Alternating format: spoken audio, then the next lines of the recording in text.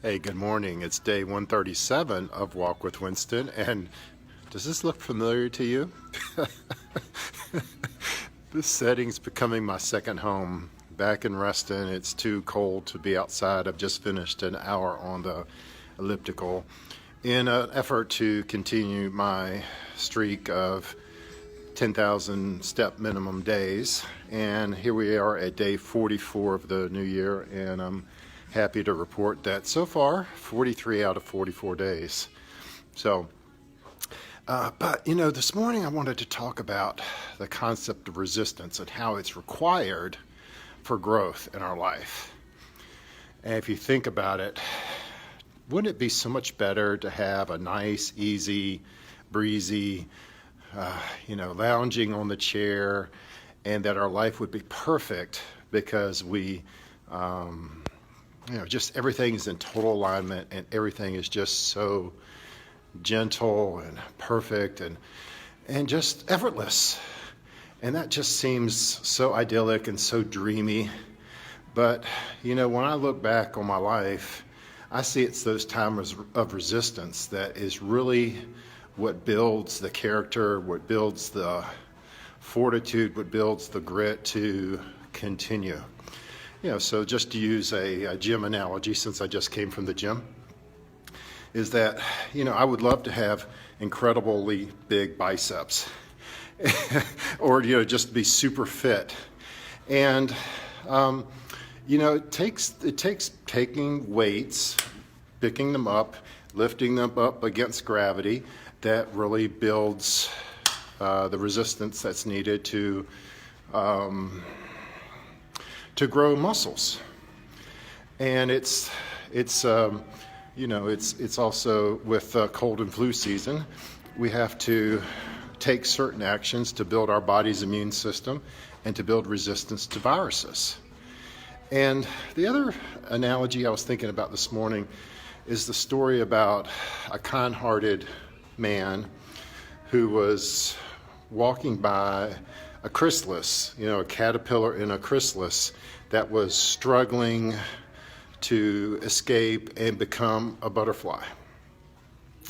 And he's a kind-hearted man, so he sees this struggle and he says, hey, I can help this person. I can help this butterfly become all it can be. So I'm going to take a little pair of scissors. I'm going to snip the chrysalis and free the butterfly so he can fly and become all he was meant to be.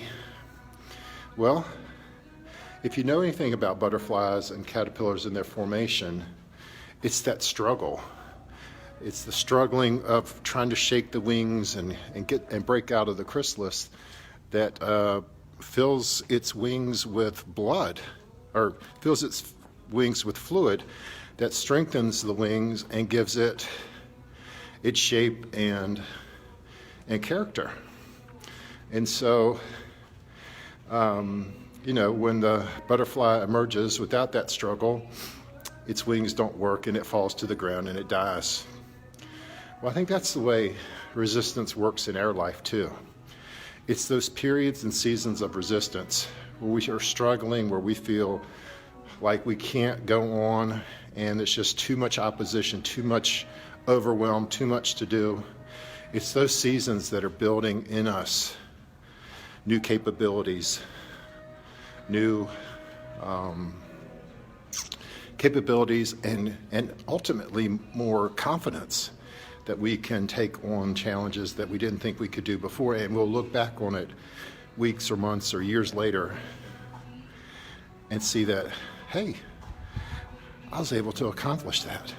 And what kind of leveling up does that do for us when we can look back at a season of our life? And maybe you can take some time today to look back at seasons of your life where you've met significant resistance and you persevered and you persisted through that. You've taken smaller actions. You just kept going on that race. And then looking back sometime later, you say, gosh, how did I get here? Well, it was those daily actions. It was that daily pushing up against that resistance that gave you a new fortitude and fight So today, let's not fight resistance. Let's embrace it. Let's embrace those seasons of challenge and struggle, because we're filling our wings. Our wings are taking shape, and pretty soon we'll be flying and be the beautiful butterfly that God intends us to be. So my encouragement for you today is, don't give up, begin again, and let's grow into all that we're capable of being. With that, you guys have a great day. I can't wait to see you again soon.